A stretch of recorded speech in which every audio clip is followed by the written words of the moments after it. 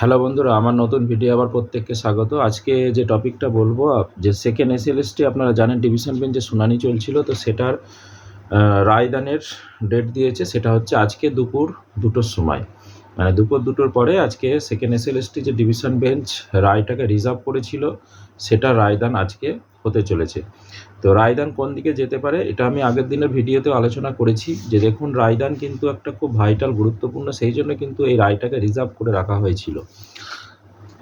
কারণ এটা নিয়ে অনেক কিছু ডিসকাশন করা ডিভিশন বেঞ্চে দুজন যে বিচারপতি থাকে, প্রয়োজনে প্রধান বিচারপতির সঙ্গে এবং আরও অন্যান্য সাংবিধানিক অনেক কিছু বিষয় দেখে, কারণ এর সঙ্গে জড়িত অনেকের স্বার্থ। তো সেই কারণেই কিন্তু এটা রিজার্ভ করা হয়েছিল এবং আমি আগের দিনেও এটা বলেছিলাম যে রায় কিন্তু যেদিকে হবে সেটা পজিটিভ দিকে হবার প্রবল সম্ভাবনা, মানে সুপ্রিম কোর্ট যে রায়টা দিয়েছিল সেটাই হুবহু এখানে হবার প্রবল সম্ভাবনা, এবং সুপ্রিম কোর্টের রায়টাকেও পুঙ্খানুপুঙ্খ দেখে তবে কিন্তু ডিভিশন বেঞ্চ রায় দিতে চলেছে। এবং আমার অনুমান যেটা সুপ্রিম কোর্ট বলেছেন সেখানে যে পুরাতন নিয়ম অনুসারে পুরাতন যারা থাকবে তাদের আলাদা নিয়োগ, এবং 16 সালের পর থেকে যা ভ্যাকেন্সি হয়েছে সেটা নিয়ে নতুন রিক্রুটমেন্ট, এটাই হবার প্রবল সম্ভাবনা। এটা একটা। 2 নম্বর হচ্ছে যে রুলস চেঞ্জ করা এটা, আর 2 নম্বর হচ্ছে যে বয়সের ছাড়ের ক্ষেত্রেও যারা 2016 সালে দিয়েছিল তারা প্রত্যেকে ছাড় পেতে চলেছে বা পাবে।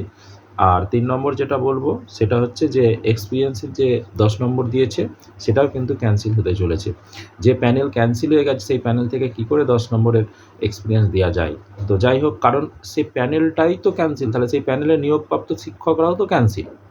এই বিষয়টাই তো মানে বুঝতে পারছি না যে সিঙ্গেল বেঞ্চ মানে রাজ্য সরকার বা এসএসসি বোর্ড কী করে এটাকে জোর করে করতে চাইছে। যাই হোক, বিষয়টা বিচারাধীন। এটা আমি প্রেডিকশান করলাম যে এরকম একটা হবার সম্ভাবনা প্রবল আছে, তার জন্যে আর কিছুটা সময় অপেক্ষা করতে হবে। আর যারা মনে করছেন যে না, দেখুন আমি সবসময় নিরপেক্ষ বলি, আমার ভিডিও দেখলে আপনারা বুঝতে পারবেন।